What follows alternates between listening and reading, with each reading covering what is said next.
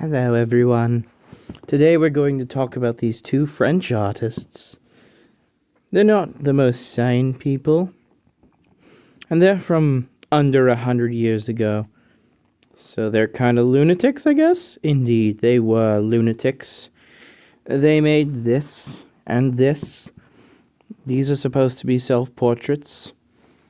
And of course, they're very questionable self-portraits, which is what makes them modern art.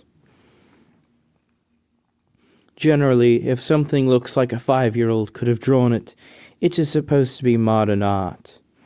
And the result, of course, is that these look very ugly. At least for something drawn by an adult. Hello, I'm the American woman. We're going to talk about these European paintings that look pretty ugly. I'm trying to figure out what makes them so interesting, but I'm pretty sure they're interesting, so I don't question it. There are a lot of these boat paintings.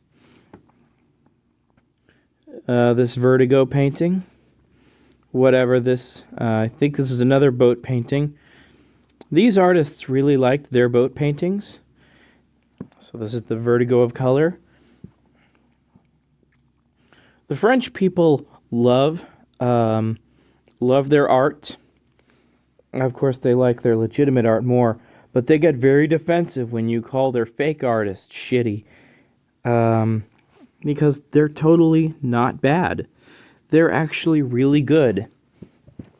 Telling the French that they make bad art is like telling your sensitive daughter that she's actually not nice. You're begging for a meltdown. And so, it's best to imagine that these are far better than you might think they are, because in reality, you just have to be smart enough to imagine that they're that good. These were shown off in 1905, which means that they are at least 100 years old. However, what is tragic is that they were not famous before then.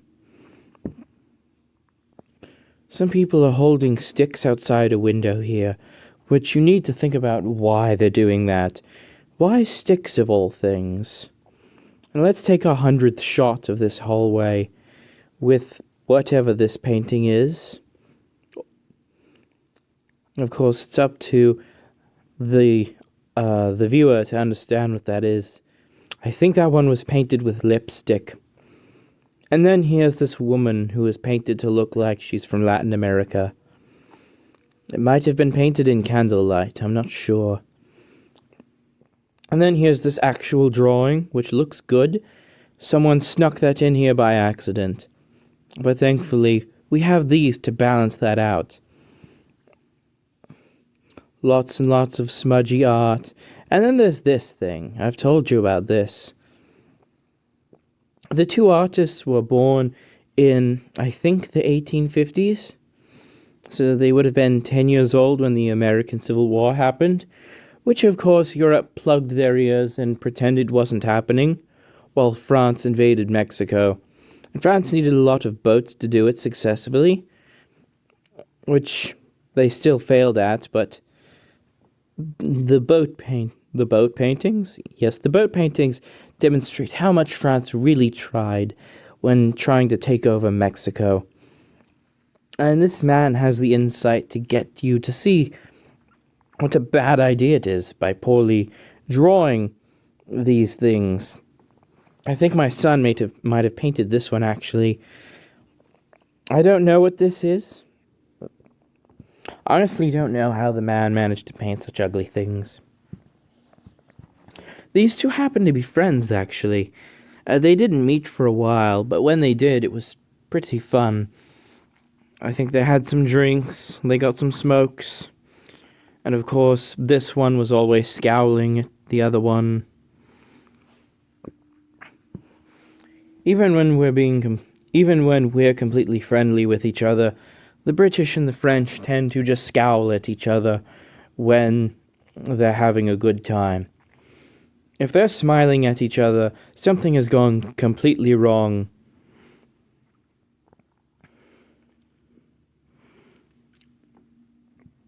Of course, there are some more paintings here to look at.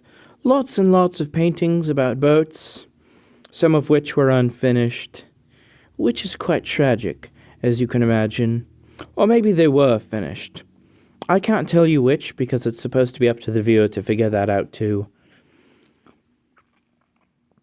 Here in modern artland, it's really up to the viewer to decide if something is finished, unless the artist tells you it is finished, in which case it is finished, and you can't question it no matter how unfinished it looks. And we swear that the boat actually looked like this in real life. That is just how good this painting is. I'm not sure what scene this was from. This must have been from some village in France. I forget which village, because France has a lot of villages. Lots of villages were more colorful than other villages. The use of color in some of these paintings actually gives me the creeps, because I prefer drab and beige and boring art that calls itself art. These are actually very colorful, and you can tell kind of that they're what it's supposed to depict. Indeed, and that's the problem. It's not it's just giving the viewer what they want, something that's almost worth looking at, instead of forcing them to think up what it probably is, which is the whole point of modern art. Of course, you have to remember that in modern art, you also have to tell them what it is, in addition to forcing them to think about what it is, or might be, which might sound contradictory, and that's because it is, and that's part of the fun of modern art. Wow, that was fascinating. Here's some more of these paintings, some of which we've already seen. Achoo! Sorry about that. I'm allergic to the use of bright color. It's not my thing, per se.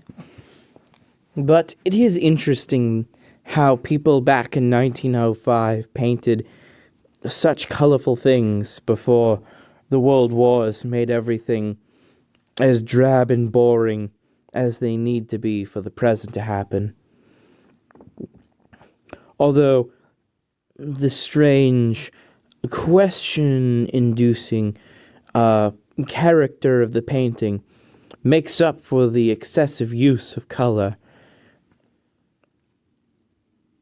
And indeed, it is one of the most interesting paintings by these two artists. It is very strange that it was painted in France rather than in Poland, because the Polish have some very interesting art as well. But I suppose that since it's from France, there must be some underlying special reason that makes it so insightful and intriguing, which I'm not quite sure how to pick out. That's very interesting. Indeed it is. And there's these boats. I think they're boats. They might be people holding up sticks out of the water. I've never been sure either way. It's not like they cared to make it clear. And then we have these paintings. These are supposed to be landscapes, I think. And then there's these two trees, which also give me a headache, because paintings of nature are beautiful by default, and I don't like beautiful things because I talk about modern art. And so beautiful things are always a shock to the system, which I don't really need. Here is this thing. It looks like someone gave a child a box of crayons and challenged them to make a forest. Of course, I've talked about that one 1,000 times. The vertigo of color really only has its effect when you cut to the same paintings over and over again, so that you don't know what I'm talking about when I say the things I do. Indeed, this one is Blue Mountain painting, where you can see that part of the mountain is blue. You can't really tell if it's supposed to be water or a shadow or really anything. And it makes you question your grip on reality, which makes sense because this is the Vertigo art gallery. And the trees have the same effect. It looks like green and blue hot dogs are growing out of them. I don't know how Americans came up with hot dogs. Very strange. But the French know how to make anything into modern art. Yeah, that's a serious talent of theirs, and it's very impressive. And indeed, you can see the grass is very green at the bottom. And there's this bush here, next to another one of the trees, which contrasts very nicely with the sky. And then we have this painting, which I've shown you a fourth time. So try to take in the very deep blue of the water. And of course, there's lots of red dots here, which makes it clear that the communists are invading. Of course, the communists are bringing some gray to balance out all that nature, which is good. And then, I've told you about this painting before. Really, these two artists loved painting the same painting over and over again, only slightly altering it each time, so that they could say that this was a new painting, actually. And the people of France just eat this up. Of course, they didn't immediately, but there's no way that they wouldn't be excited by those two watercolor paintings, because watercolor is very hard to make look beautiful. And then there's those. These are very ugly, and I like that. This would give the average person the need to vomit, because they're uncultured swine. Yeah, I could totally see that. And then there's this. The average person wouldn't like this, which is why I like them so much. Really, anything that the public would not like is something that I would like, because I talk about modern art, and it's very important to look down on the public and not appreciate what they think, because art is all about being itself and doing whatever you want with it. And really, it's whatever you make of it. And then there's some blue dots, which of course means that the British are invading. The French didn't like that when it happened the last time. And so this looks like mayhem because of all the blue in it. Whenever the British show up in France, it's always lots of mayhem and nothing looks right. And so that's why these don't look very good, because the blue are there. And the blue represent the British. And the British just don't seem right showing up in France. Especially after Brexit, I should think. Indeed, these are very thought-provoking because they use so little color. So they make you actually think and try to fill in what it's supposed to be and come to the correct conclusion, if there is a correct conclusion, which there usually is unless there isn't. And then here's some vacuum cleaners. They're very interesting. I don't know if they were invented yet, but modern artists are always so smart. They can come up with things before they're invented and then keep it a secret. Someone used a lot of ketchup for this one. The artist needed some help with getting red paint, and so they had a friend come over and used ketchup to paint the umbrella there. Very clever on their part, I would imagine. And like I've said, I don't think there's anything else to say about this painting. The artists were always very, very clever people, up until the very end when they couldn't paint anymore. And I think that's what made them so popular in France. Yeah, this is really cool stuff. And it makes us seem real smart now that we understand it more. I really like art that makes us seem smart. Indeed, and that's the whole reason that these two painted it. They wanted us to know that they were very intelligent. They were always thinking about what makes things look right. And then here's the holy painting of something that looks real. I can't get too close to this one or I'll burst into flame. I think it was based on that drawing. And I don't know what this one is about. This one just comes out of nowhere for me. And this man, he painted it because everything he paints catches me off guard. When you're expecting it to look like paintings, it looks like a drawing. When you're expecting it to look like a drawing, it looks like a painting. And sometimes when you're expecting it to look unique and special, it just looks like he painted a representation of a scene. And then he paints a real person. And you're thrown completely for a loop. Some of these are just harder to interpret since they show actual things, which is very tragic because it makes my job harder to explain things to people like the Neanderthals they are. Of course, the artist for this one loved sitting by the sea and painting things. He had to wear a big hat for when it rained, but otherwise his paintings were usually pretty good, and he'd work with this Japanese woman. That's pretty interesting. Didn't know there were Japanese people in France. They would occasionally visit in the 20th century. Japan and France have always had this cultural friendship, and so they inspired lots of art in relation to clothing and hairstyle, and you can really see that in this painting, which has actual inspiration behind it. It's something that you can't really find in any of the other paintings. There's actual folds to the clothing almost. You can tell there's a hand right there.